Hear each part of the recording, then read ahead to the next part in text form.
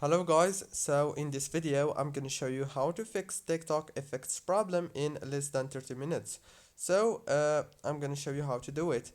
First thing, open the settings and then go to the apps manager. Open the apps and now scroll until you find TikTok app like this. After you find the TikTok app, click on it. It will take you to the app informations page.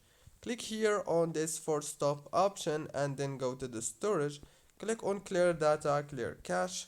Go back again, click on the data usage and make sure to disable the roaming data and the background data.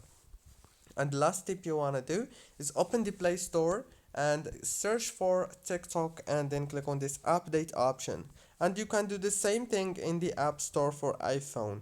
Don't forget to like, subscribe, and thank you very much for watching this video until the very end. See you later.